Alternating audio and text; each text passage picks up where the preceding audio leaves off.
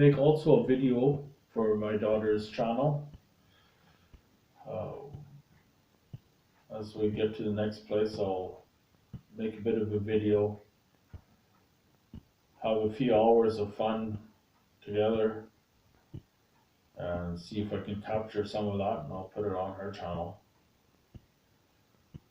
I think she has a few more videos than I do on my channel. We're working on both of them. She sometimes jumps on here as well. Can't resist, I guess. Wants to do what Daddy's doing.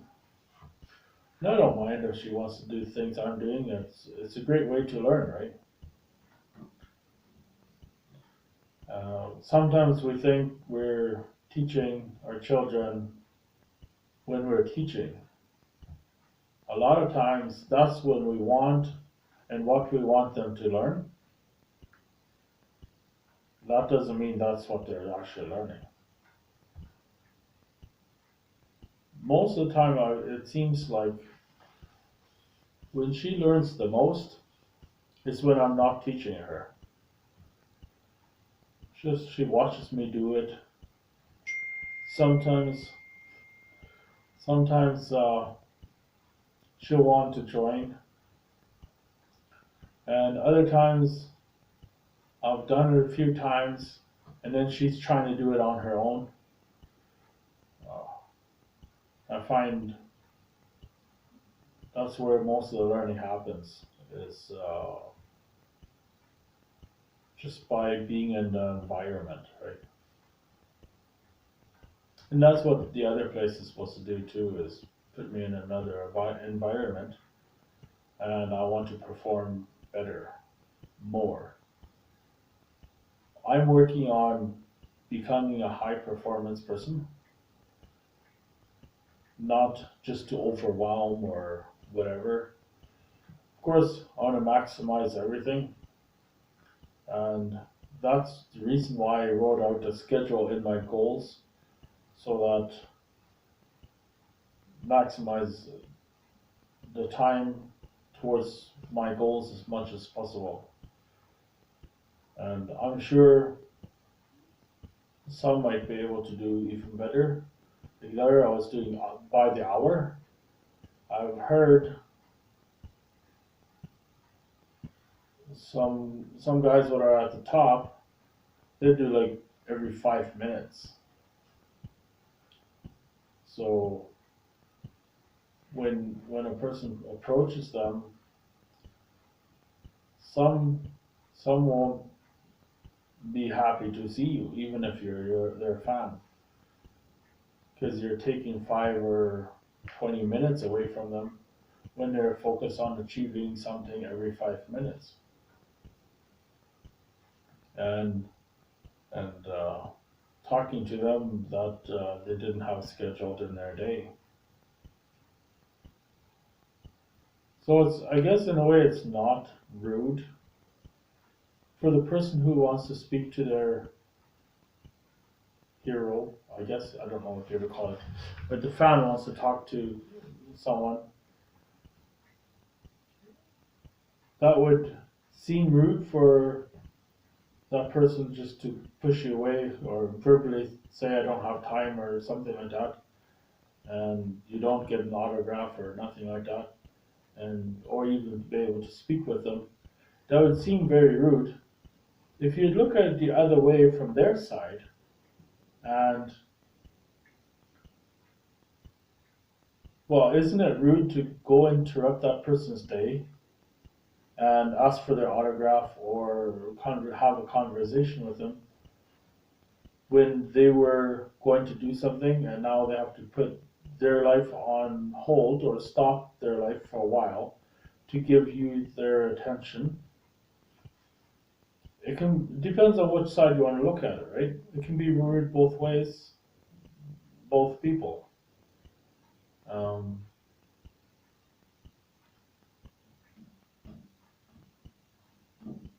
I guess once you get that busy that you have so many things that you're achieving, and you have to schedule by almost, well, by the minute, I was going to say. Every 5 minutes you got to schedule for something, and if you don't do 5 minutes, it will suffer the rest of the day, throw things off, and prevent you from achieving things. That would be a very high performance person for it to affect someone like that. And as it's been explained, which I agree a lot, time is the most valuable thing.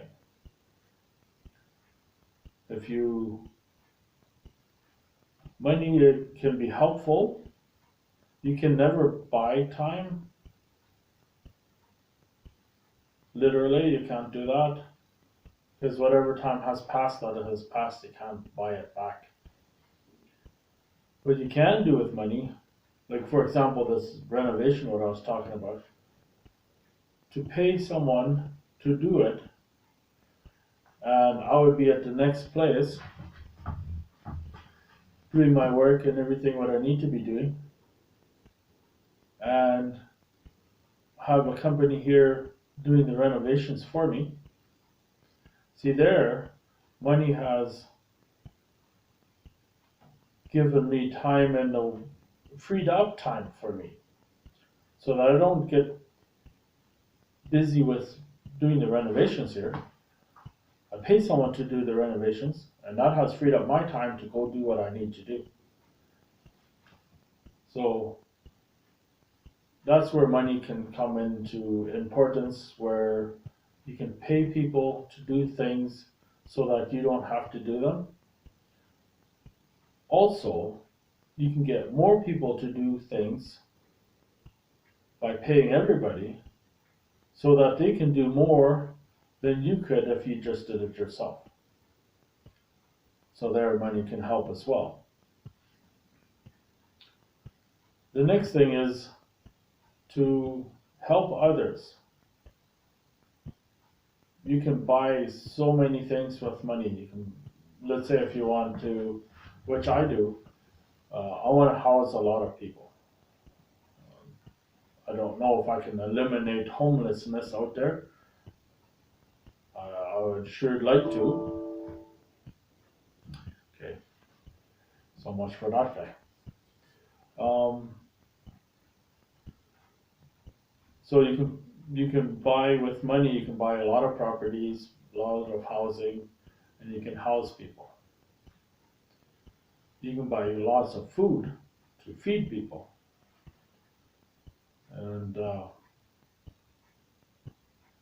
so money can be used for many things to help others, and therefore money has value. If you're gonna, and if you look at different currencies, different countries and things like that with their currencies, it has different values, right? I'm not going to explain how that all works, but what I'm getting at is you take a $1 bill, or whichever currency you want to say, take a $1 bill, and you take a $100 bill. And you compare the two.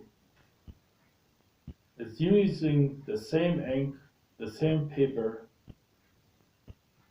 Then I guess it depends on what country you are, but let's say in the US, and it has the same size. So the only difference is how the ink, or what the ink is written on the paper. It's a 1 or a 1 with 2 zeros, making it 100. And what the big difference of the value is from one to the other, they're the same. Huge difference in value. You need 100 of the $1 bills, and you only need 1 of the $100 bill. It seems very obvious, but if you can compare the two, it's hardly any difference. It's only the number. It's the only difference. The ink, the color, everything's the same. Paper, exactly the same. To come up with value has to be, well, you can have sentimental value, and it could be individual person or small groups of people who find value in something. I wonder, I wonder if that's what you'd call that too, sentimental value from the 100 to the $1. Uh, well, since everybody can agree, then it works. If you go to another country, the U.S. dollar is quite well known. I actually have a coin right here. This is, let me show you, $2 Canadian. And I was in another country, and at the airport, and this person helped me with my bags and I guess checkout or whatever you want to call it and things like that. And I think he'd be nice for a salesperson actually, because he was able to talk to the people at work there to convince us that I could skip the line and just, you know, uh, check out and then just go to the plane directly, so that I didn't have to wait in line. I didn't have to wait everywhere and all that process stuff. And once he had helped me that I was ready to go climb on a plane, then he wanted to get paid for that. Sure, why not? Reached my pocket and I just had a bunch of coins, $2 coins, right? So I think I gave him like, I don't know, $24 in toonies, which is $2 coin. And he just looked at it like, what's this? You know, you paying me pennies here? What's going on, right? He didn't know the value of it. So to him, it was nothing. Like, he felt insulted. And I figured, well, $25, it's not too bad of a tip. So I don't know what he was expecting, but I think he was expecting like maybe $4 or $5. And I was giving him a lot more, and he had no idea. Yeah. So value is not seen the same by everyone. So in business, it will be seen, value will be seen in one way as employees or guys around that profession would see value in another way. So in business, they see value by things getting productive, uh, quality and quantity, things like that. That's where a business finds value. Employees find value of time, which time is valuable. Unfortunately, going to work, getting paid by the hour is your time, right? Now, if you do work, how much you work, or if you don't do any work, or what you do at work, even if it's nothing, as long as you start the clock and then before you leave, you stop the clock, you want to be paid for all that time, even if the time had no value. And I'm talking about in the business side of value, where you didn't do your job, you didn't do the work, so that the business can sell its product and make money. So there's if you don't do any work, and even if you spend the time there, to pay you the time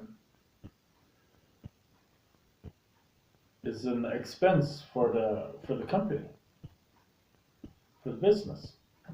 It's not a profit.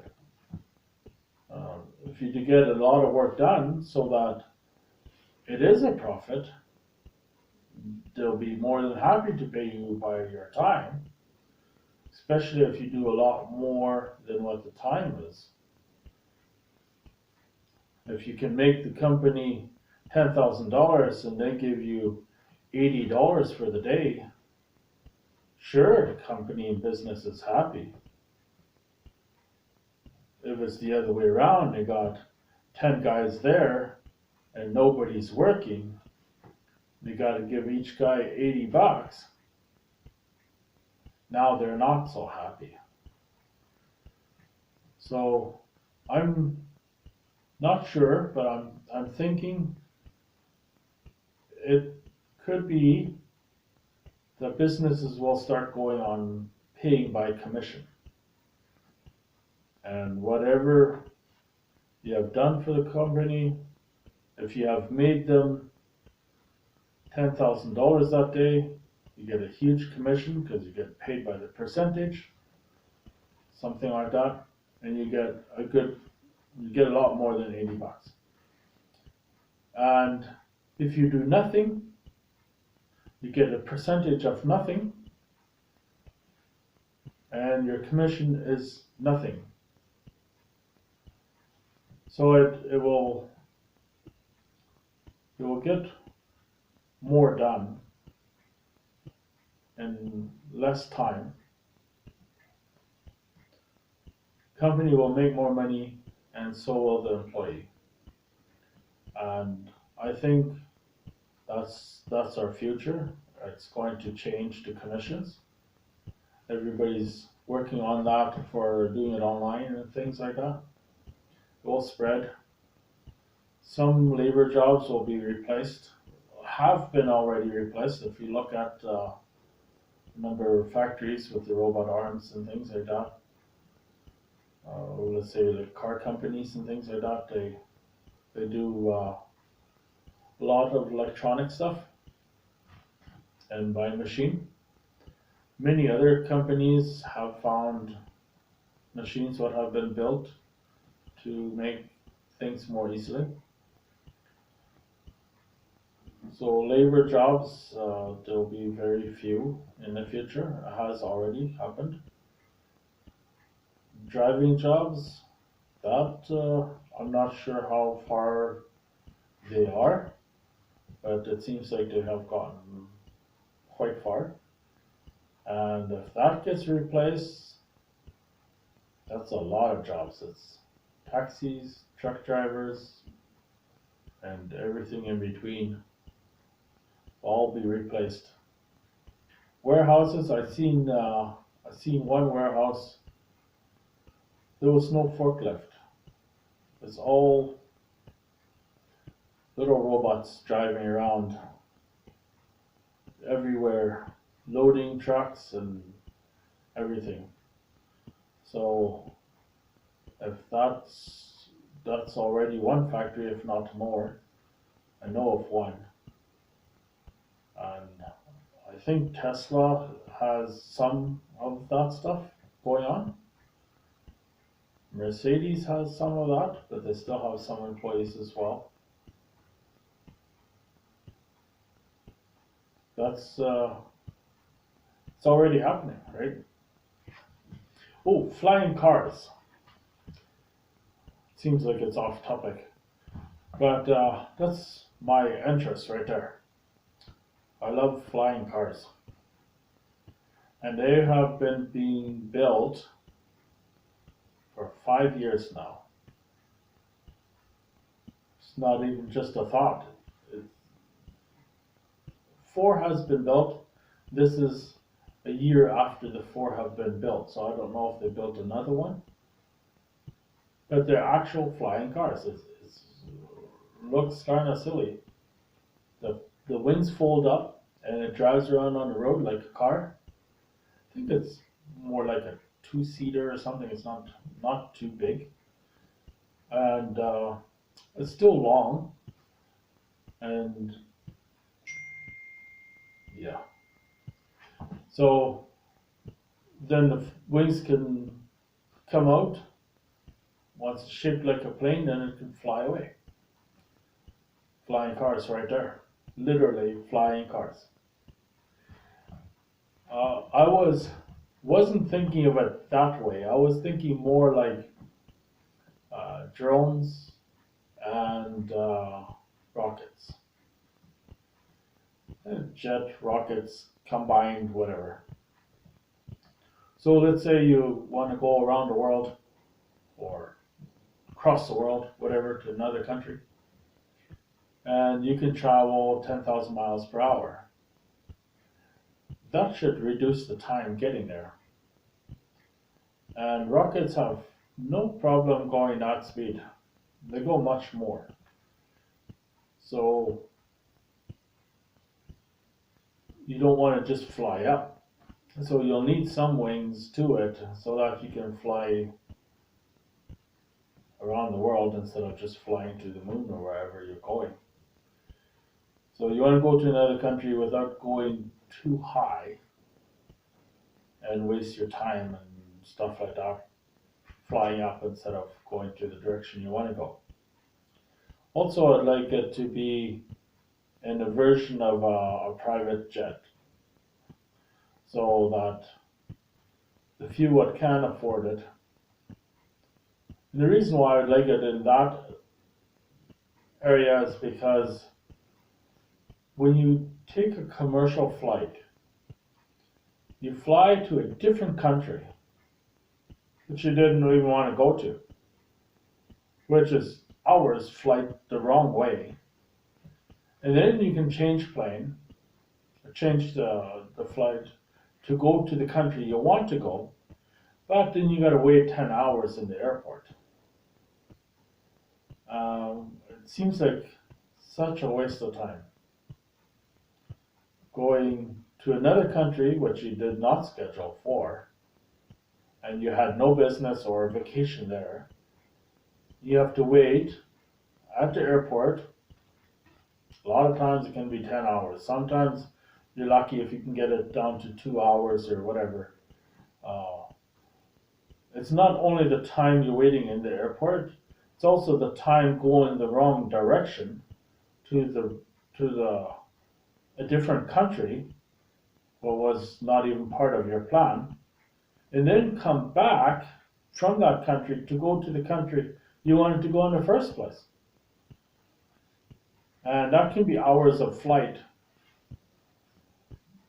going the wrong direction and then coming back.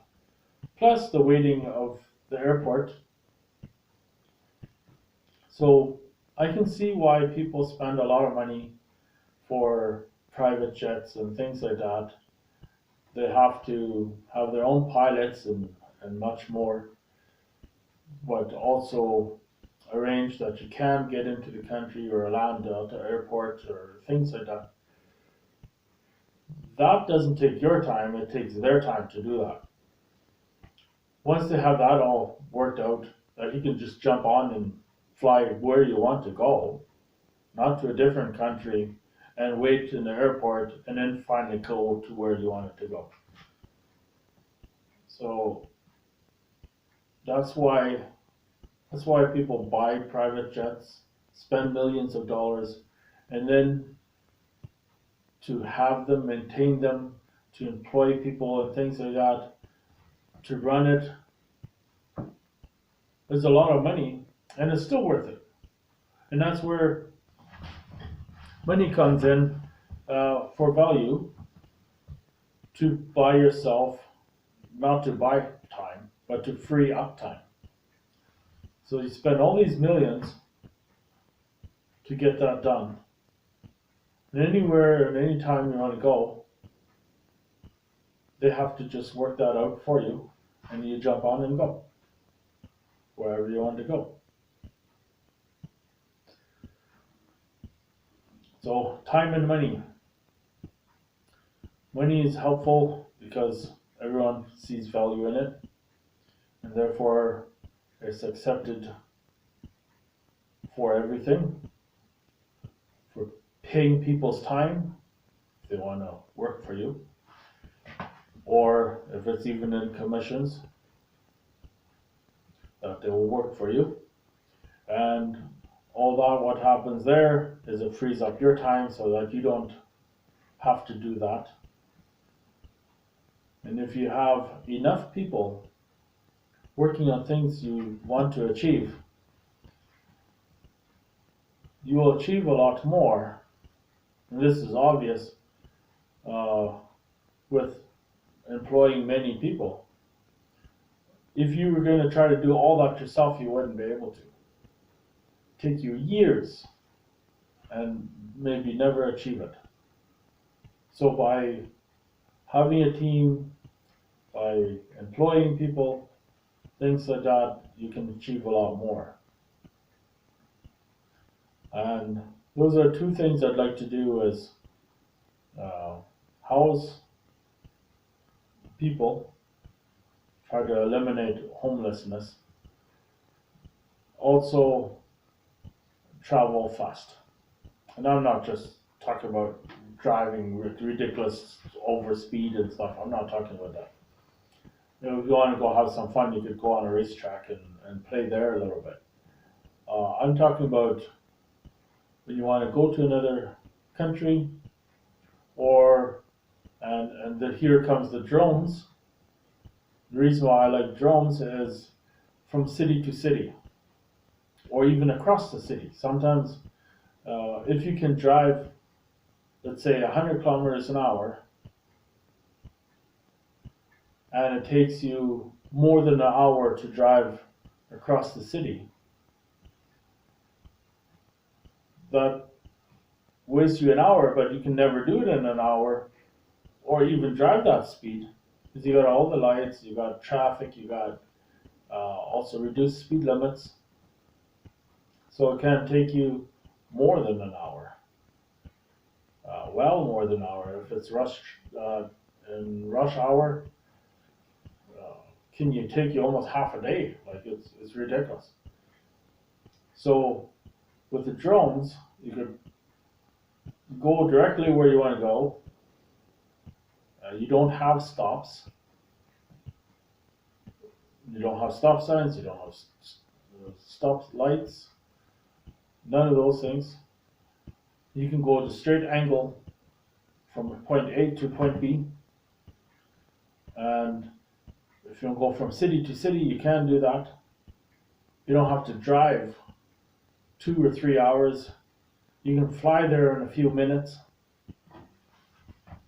And the same with traveling to another country. If you use rockets, you don't have to spend a day or so. You can fly there in minutes.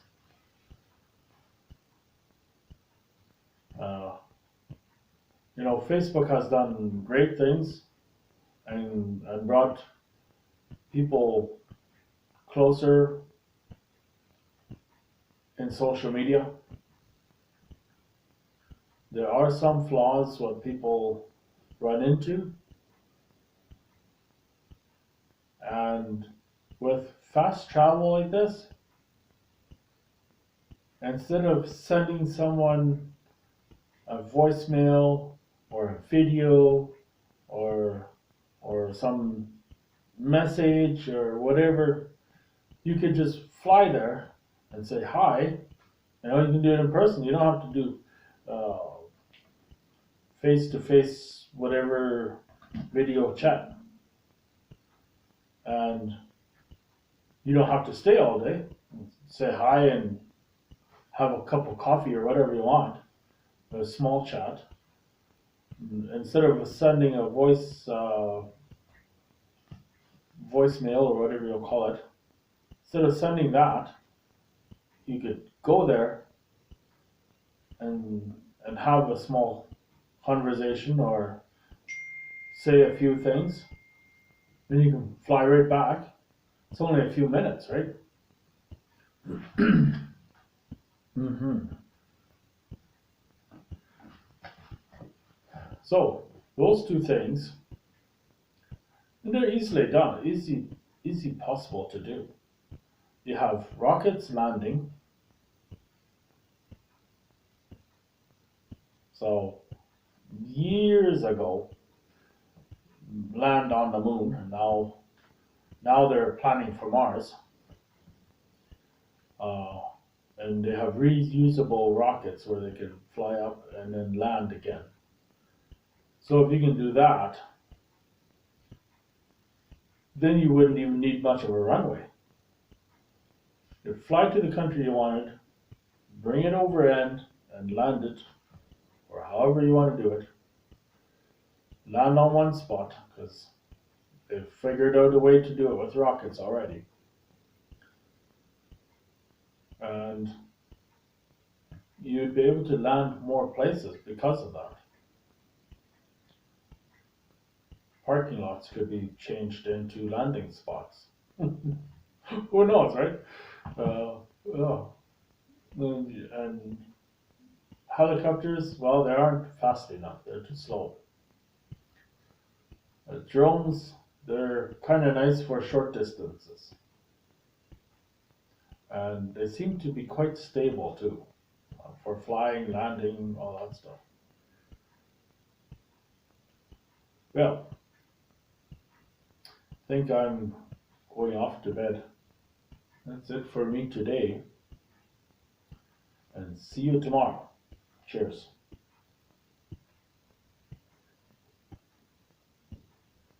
You still there? Oh, yeah. My camera girl is not here to switch it off. Let me do it myself.